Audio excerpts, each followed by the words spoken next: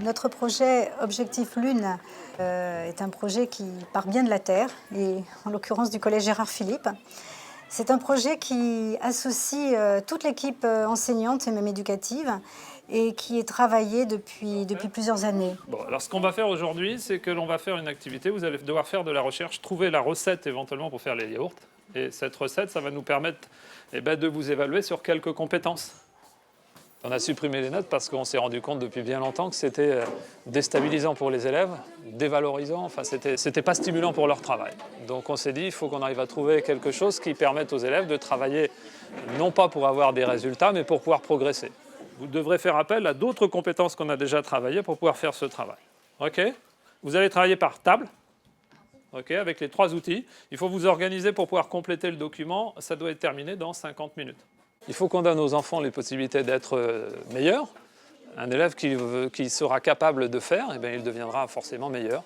Et donc, on n'a pas besoin de les mettre en compétition les uns par rapport aux autres. Recherche éventuelle de microbes. Là, c'est quoi? Gabriel, Hugo, vous en êtes où?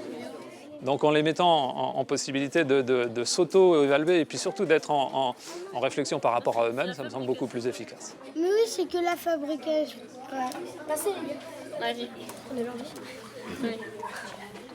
Si on a un enfant qui est facilement découragé ou qui se sent pas bon, au moins il n'y a pas de note.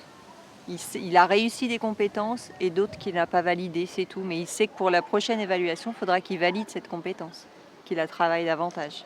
On sait où il faut vraiment travailler, où il faut vraiment s'appliquer. Et donc, voilà, les compétences ciblent vraiment nos difficultés. J'étais pas vraiment sûre de comment ça allait se passer, comment ça marchait. Et au fil des années, j'ai compris et ça m'a beaucoup aidée. On va lui donner des outils pour pouvoir réussir.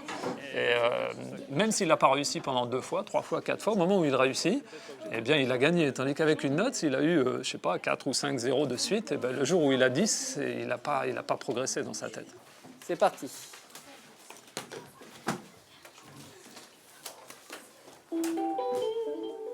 J'ai lancé une activité d'une boîte à peindre. C'est une tâche complexe puisque ça va leur demander de bien définir, de bien faire une représentation de cette boîte, quelles sont les surfaces à calculer, les surfaces à peindre.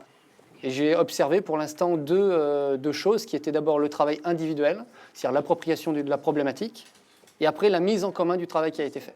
Et donc je vais justement créer une évaluation, et avec cette évaluation, je vais sélectionner les compétences qui sont dans notre livret unique de l'élève.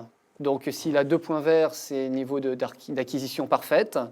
1 point vert, on va dire niveau d'acquisition suffisant. 1 point rouge, ce n'est pas suffisant, mais on n'est pas très loin de l'objectif. Et 2 points rouges, donc ce n'est pas acquis. Allez, admettons que ce soit le contraire. Est-ce que ça change grand-chose? Nous, on utilise le logiciel Sacoche pour gérer la gestion des compétences, ce qui va nous permettre d'avoir des outils de remédiation plutôt intéressants. Sur cette évaluation, par exemple, eh bien, j'ai plus d'élèves qui n'ont pas réussi que d'élèves qui auraient réussi. Donc c'est pour ça que je refais là, en ce moment, une autre activité sur j'effectue un calcul pour faire de la remédiation parce que je me suis rendu compte que sur cette compétence-là de pose de calcul, il y avait une petite faiblesse pour certains élèves, donc je suis en train de la retravailler. Les enseignants ont élaboré des échelles descriptives qui explicitent les attentes de l'école et qui permettent à l'enfant très précisément de savoir où il en est sur les différentes compétences qui sont référencées à l'intérieur des 8 domaines majeurs. C'est jamais du négatif, on sait qu'on peut toujours mieux faire sur les évaluations qui vont arriver après.